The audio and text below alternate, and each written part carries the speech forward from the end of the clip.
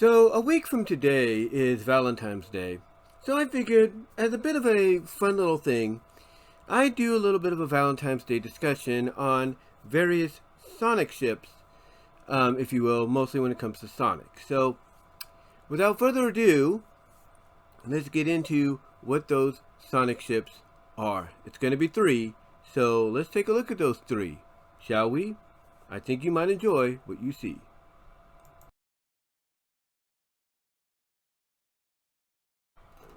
Alright, so let's talk about probably the most popular ship in the Sonic franchise when it comes to Sonic. And that is, in my opinion, and I'm sure I might get some disagreements, but I'll talk about the other one a little bit. And that is Sonic and Sally. Now, I've talked about this a lot, everybody else has talked about this, and I think what makes this such a very popular ship is the fact that it's an opposites attract relationship. You know, it's an opposites attract relationship when it comes to the two. You know, you have Sonic being Sonic, him wanting to do things his way, but you have Sally wanting to do things, the correct way, with a plan and all that. And Sonic's like, well, whatever the plan is, can you give me the simplified version about 10 seconds and I'll take care of it? He's that kind of person. So the dynamics, kind of work for them both being each other's foil. And, what's interesting about the relationship is the fact that it's gone through a lot of ups and downs, when it comes to not the cartoon, in a way, but mostly the comic. In the cartoon, you can kind of see that dynamic as well. Like, it's kind of like back and forth, the bickering a little bit, the kind of like disagreements and everything. But in the end, they do care about each other. I mean, we see Sally basically admit her feelings towards him, just as they're about to approach and face off with the Doomsday Machine. So you see that kind of dynamic there and everything between them. And it's great. You can definitely tell that, it's a relationship, it's an opposites attract relationship that, works. It's a perfect example of, one person or one side of that coin, being their own, person, wanting to do their own thing. And then the other side of that coin, wanting, to do things a certain way so that things work out the right way. And they just somehow gel. They just somehow gel like, they know they might have different philosophies, but when they kind of work it together, it just works. It just comes together perfectly and everything. In the comic, of course, displayed this in a way that made things very interesting right off the bat. I mean, from the early days, it was more adventure style and everything, more comedic. You had those moments in there to where basically there was an attraction with them. Obviously, they did really like each other. Sally kissed him several times for being a hero and such. But it wouldn't be until we got, into the comic being more Satayam-like and then being its own thing, that the relationship really took off and became, I guess you could say, one of the legendary ships in, comic history. And I know that's kind of a, I guess you could say, brash thing to say, but it's true. It became one of the more, I guess you could say, legendary ships, based in, that came, I should say, from a comic, or kind of really grew in a comic, outside any other media, in like the 30 plus 40 years, of comics that have had relationships. These are the original ideas, adaptations, you name it.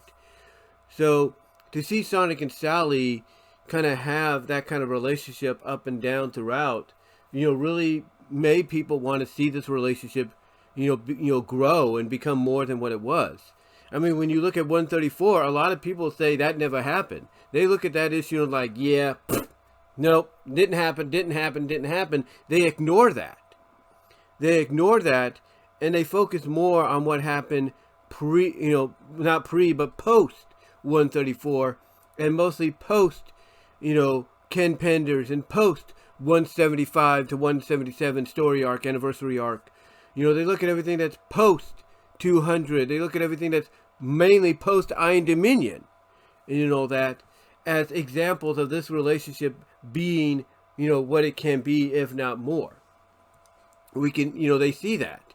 I mean, post Iron Dominion is probably what people like myself consider the best example of how to rebuild a relationship that was kind of on the rocks for a while, if not broken. Kind of repair it, glue it back together, make it as it once was, if not better. And we got to give Ian Flynn credit for that, because basically he took his time with it. He said, look, I'm going to put this together. I'm going to make them grow. And he did. Unfortunately, it didn't last long because, he went and did the Mecha Sally thing and everything. But even after that, you have Sonic glad to see Sally back in the post-reboot. She's kind of confused about what he's talking about until, she gets her memories back and everything. And that's when it's kind of like, comes to fruition as to, what her life was previously before everything went down. So, again, the dynamic is there. And you kind of see that dynamic hinted at a little bit in the post-reboot, even though Ian Flynn has basically admitted that they were more in favor of a Sally Nicole bisexual relationship with, lesbian bisexual relationship with each other. You can still see that Ian and his crew threw in little moments and hints, of those two kind of still having a thing, but not like they used to in the pre-reboot. But even so, you take a look at all those moments and everything, throughout the comic and in the cartoon, that involve Sonic and Sally, and you could see why fans back that relationship up more so than anything, when it came to Sonic being in any kind of romantic relationship period with any character, even more so than Amy. But that's just my take on it. I've said as much as I could on it, throughout this channel's history. But give me your thoughts on it, and let's move on to the next one, which is Amy Rose.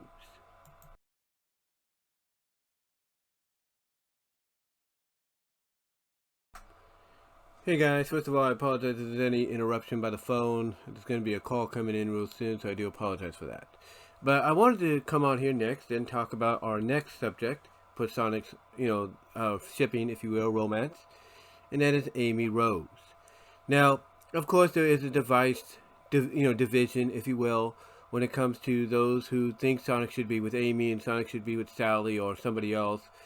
But mostly it's Sally and Amy that they're divided about. And that's fine. Everybody has their preferences. I mean, you look at anime, and everybody feels like somebody should be with somebody. Like you look at Naruto. I think that's how it's pronounced, Naruto, if you will. They look at him and they think, well, he shouldn't be with that character. He should have been with Sakura, or I think that's her name, Sakura, if you will. They feel that he should be with her and not this other character, and so on and so forth. People believe that in One Piece, Luffy should be with Nami, and believe it or not, people think Robin should be with Chopper, or at least age up Chopper so that could happen, or whatever the case may be, and so on.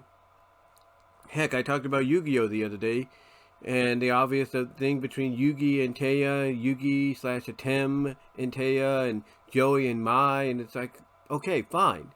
It's like, they have the preference. They want to see these ships happen, or at least they want some kind of official indication that it happens. I mean, Pokemon, same thing, Ash and Misty, and so on. So everybody's going to have their preferences no matter what.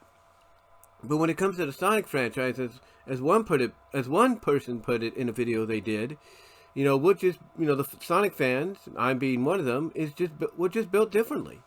We're just built differently and everything. And especially, and that's especially, I guess you could say, how's the word, what word am I looking for here?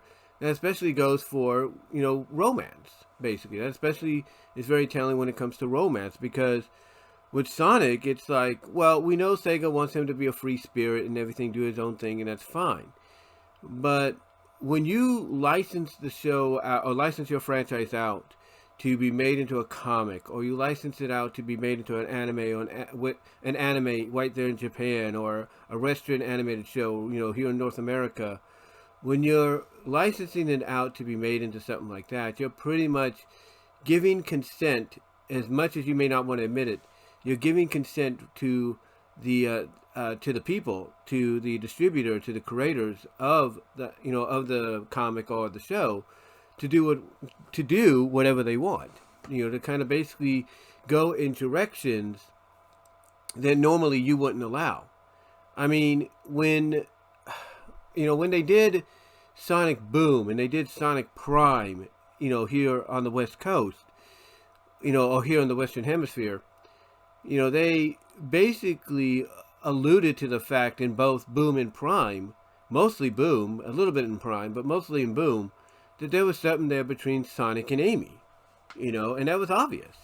That was very obvious.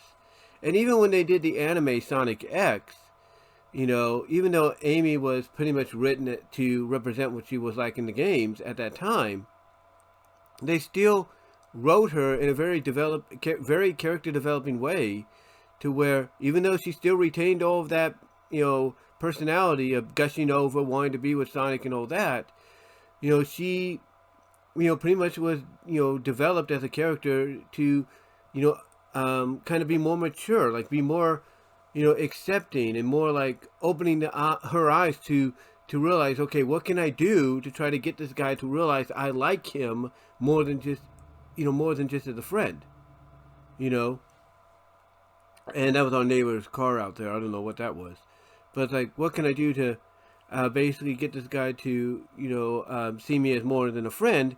And then we see what she does in some of the final episodes of Season 3, the last season of Sonic X. And, well, there you go. But like I said, you see these dynamics.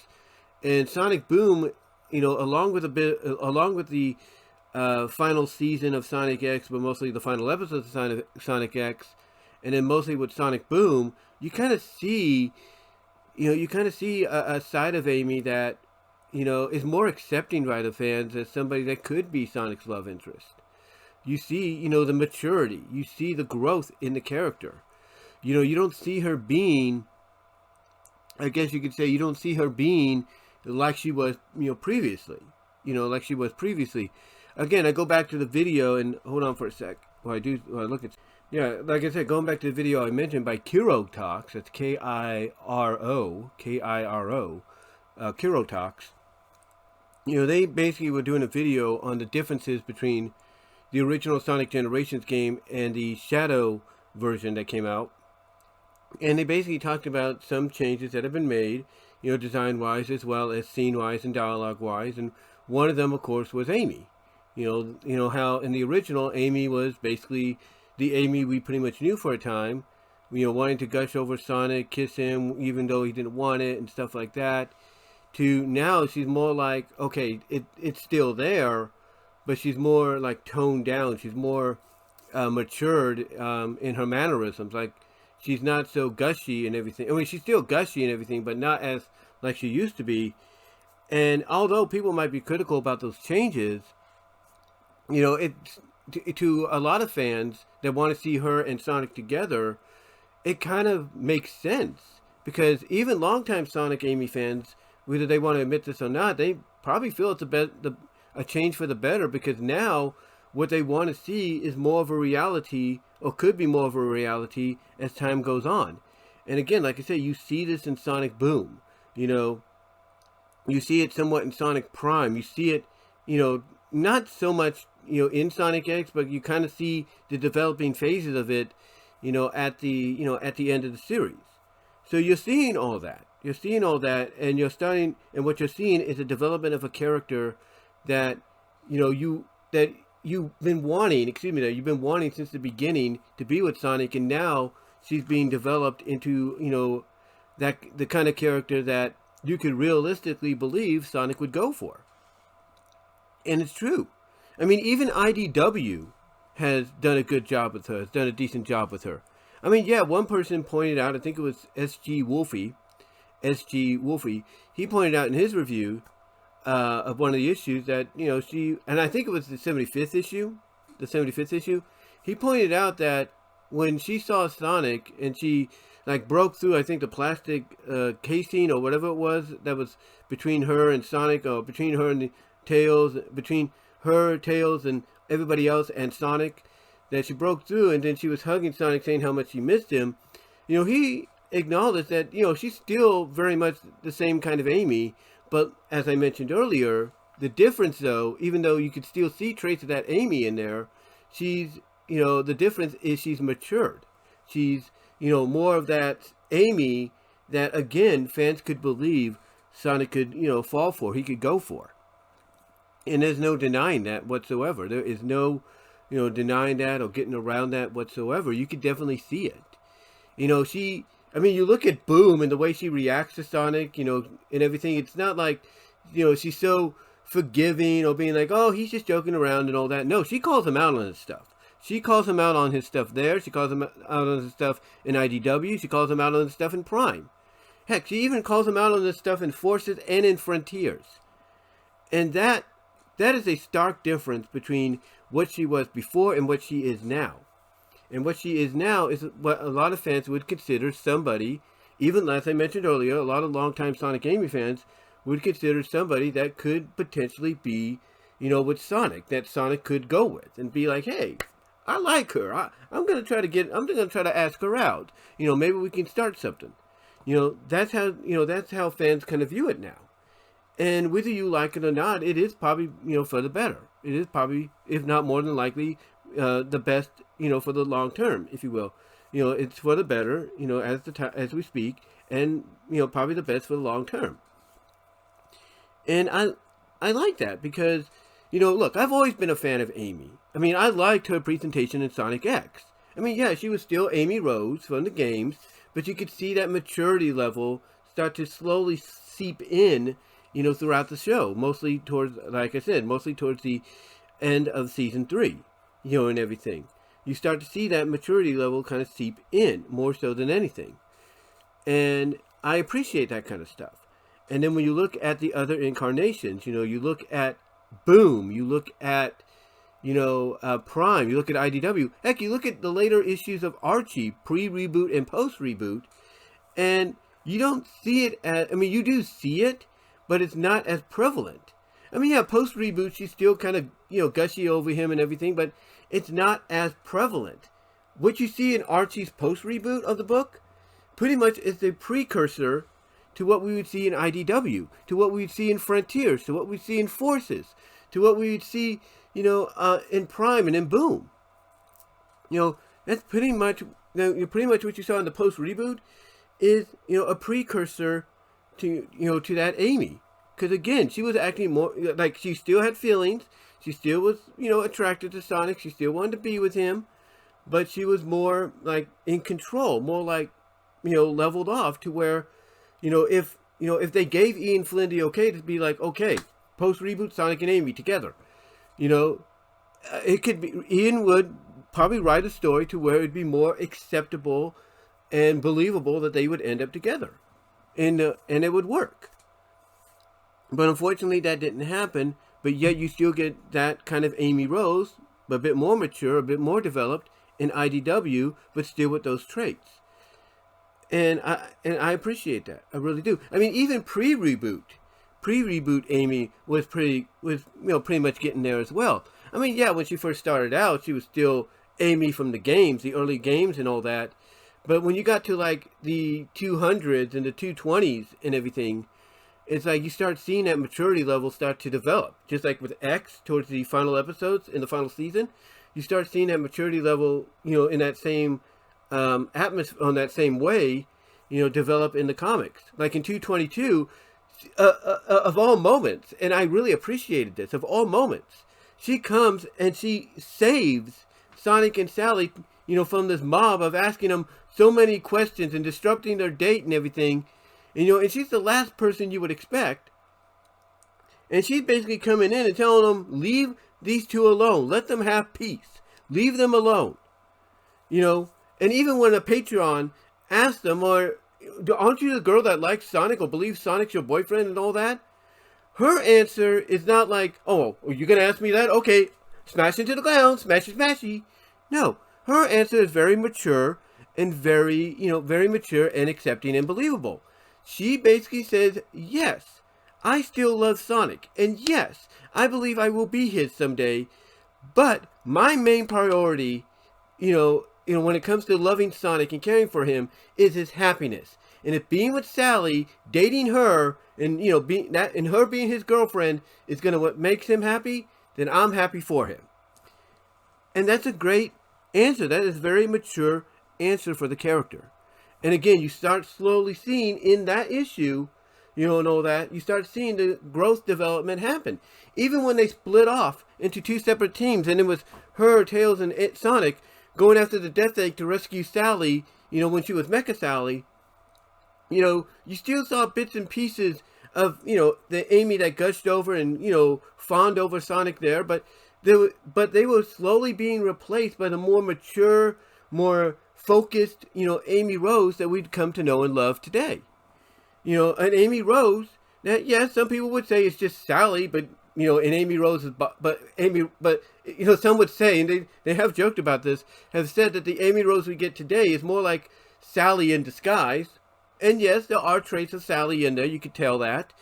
But again, you could see even in that, whole World Tour II, Death Egg, Mark II, Mecha Sally arc, whatever you want to call it, you start seeing, the maturity levels, that development overtake more, more of that, overtake more of, Amy's personality, and overtake the gushing and the fawning over Sonic, which is still there, but not as prevalent. It's kind of like, put to the side and, allowing the character to grow and mature and focus on the bigger picture at hand.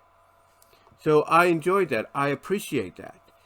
And again, it helped develop her, not just in the comics post-reboot, but and not just in the IDW books, but in the games, and in Boom, and in Prime, and everything, into what the Amy Rose is today. Because there are people that worked on the games, Ian Flynn being one of them, that took what he did with Amy Rose in post Archie, in the post reboot in Archie, as well as in the later issues towards that post reboot, in the latter pre-reboot issues, took that characteristic development of Amy and brought it over to the games, brought it over to IDW, brought it over to the shows he would help write in and console on, like Prime and Boom. He brought that side of Amy Rose over, and people, like I said, have been more accepting about her as a character than ever before. And I think a lot of people would agree with that. Even, like I said earlier, the long-time Amy fans that have been wanting to see Sonic and Amy together, Sonic Amy fans, I should say, that have been wanting to see them to get together from the very beginning. But, yeah, overall, when you look at the dynamic between the two, nowadays, when you look at the dynamic in Prime, the dynamic in Boom, the dynamic in Frontiers and Forces, the dynamic, in the IDW comics and the post-reboot comics, and even the latter pre-reboot comics issues that led into the post-reboot, you have to agree that this Amy Rose, in the interactions her and Sonic have, is more believable of them being an item than ever before. And who knows what Jeff Fowler and his writing crew for Sonic 4 has planned, come Amy and Sonic in Sonic 4. There are rumors it's going to be a romantic comedy, but is that entirely true? We'll have to see. Sega still has to give the final okay on the script. And if they see something in there that doesn't feel like it's going to, represent Sonic, even in a romantic comedy way, the best, they're going to tell them to go back and rewrite it. But that's all I can really say on Amy Rose here. I know this is a lot longer than Sally's, but yeah, just wanted to get that all out there. And now we're going to move on to our last one. And this one is another ship fans have been wanting to see happen. And even IDW has been hinting at it a lot. Well, not as much, but they have been hinting at it at times as well. And that is the ship known as Son A's, aka Sonic Blaze.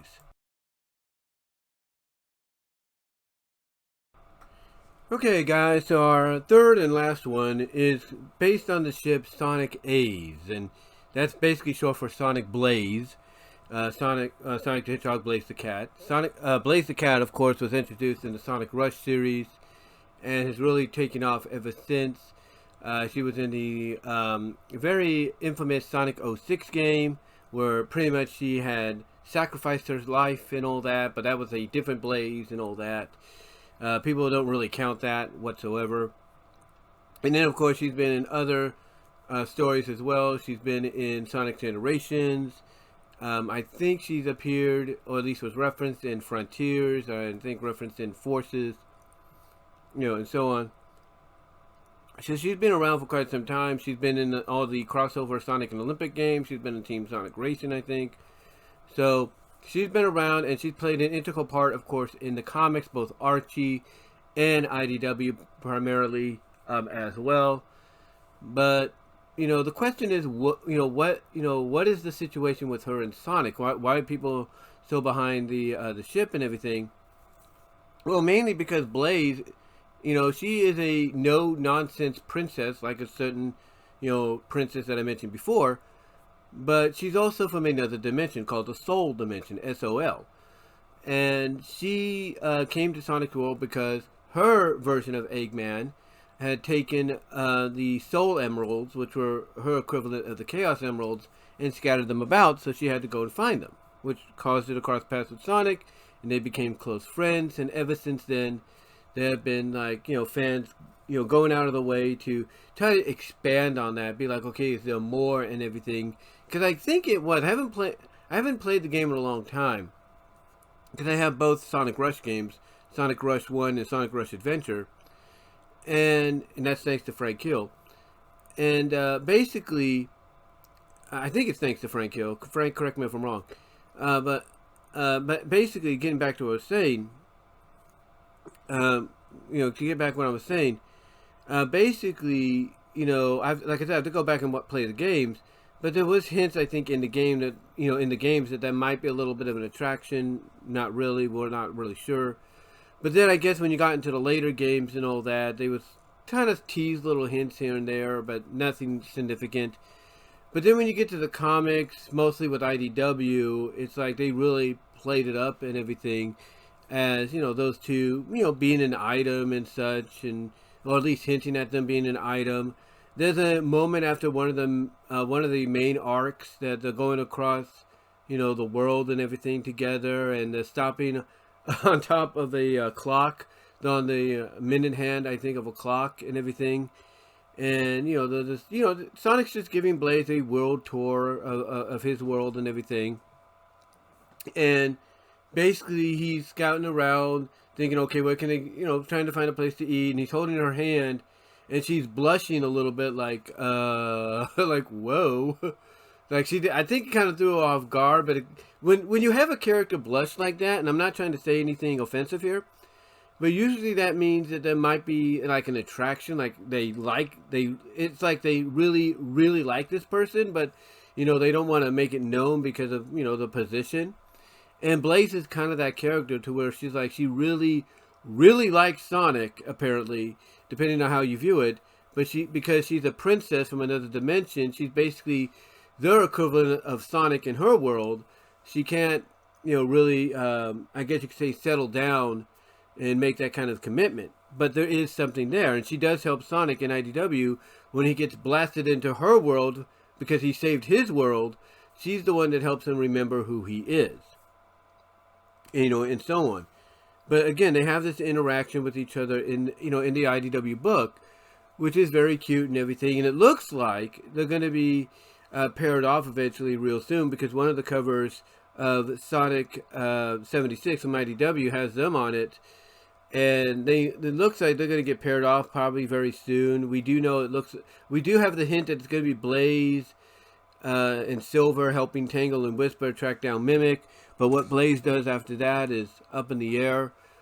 We can assume she's going to meet up with Sonic, and they're going to have something going on there, storyline-wise, or within the story. So, excuse me. But so yeah, they're obviously in the IDW book teasing something there, or at least hinting at times of something there. And if it's not the IDW books or the games or something like that, or even small snippets, if you will, in the Archie book, there's also the fans. The fans have basically taken to this ship, and they're like, they're like, yeah, these two need to be together. And primarily, it's kind of similar to the situation with Amy, because, at first, when people want Amy and Sonic to be together, it'd mainly be because, oh, they're hedgehogs, they gotta be together. But now, again, as I mentioned earlier, it's more believable if they get together, not just because they're hedgehogs, but because, there's a dynamic now that's more believable between them. The same can be said here with Blaze and Sonic. At first, people wanted Blaze and Sonic to be together because essentially they're one and the same. Blaze, like I said, is, the Sonic equivalent in her world, or the equivalent of Sonic in her world, and everything, except she's a princess. and they feel like that's a match made in heaven. But when you look at Blaze as a character, yeah, you could believe, maybe there is something between her and Sonic, in the long run. Because, as I mentioned, there are some hints, in the games, and I think even more so in the IDW book, which is kind of cute and everything. It's nice to see that. And it's nice to see that Blaze is, Blaze is attracted to Sonic and everything. But again, like I said, she's, has this commitment of being the protector and the princess of her world, so she can't, really, make that other commitment of wanting to be with somebody, having a romantic life and everything, settle down and all that. But like I said, the fans have taken it to another level. Fans have done comics, which they've been dubbed and everything. Fans have done animations, SFM animations, 2D animations and everything. They've even done, like I said, they've even done animations and web comics that have been dubbed where, Sonic and Blaze are together and everything, and it's kind of cute, and they have a reasonable explanation, as to why they're an item now. So, so yeah, fans have taken it upon themselves to kind of build off, where where the games and the comics, if you will, both Archie but mostly IDW, and the games primarily like Rush and Rush Adventure, and even the other ones have kind of I guess you could say kind of never wanted to fill the void yet, or kind of left open to interpretation, if you will.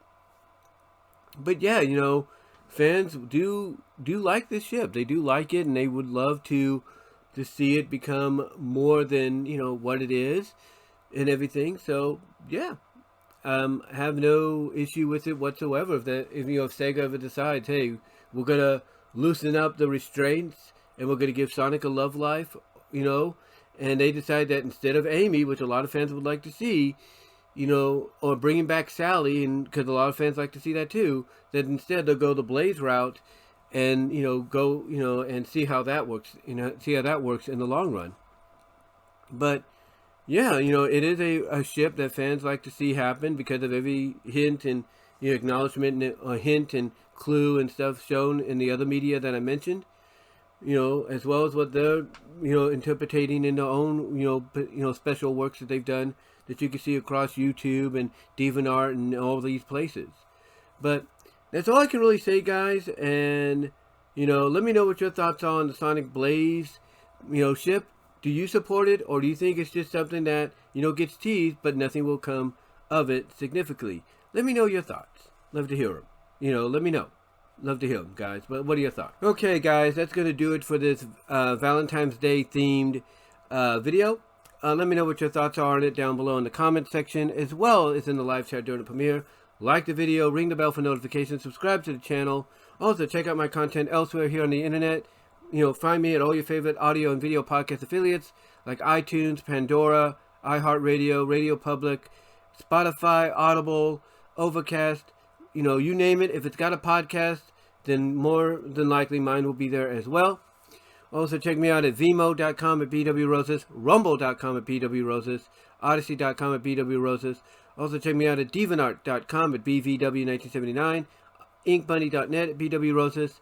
Also, check out my Teespring store for merchandise you can't get anywhere else. Also, check out, the Cash App and the Venmo to help support the, channel there. Also, guys, check me out at Patreon.com at BWRoses to, find, to support me there as well. And also find me at Twitter/X at BWRoses and at Blue Sky at BWRoses. But guys, give me your thoughts overall on what I've had to say here. And until next time, I am out. God bless. Take care.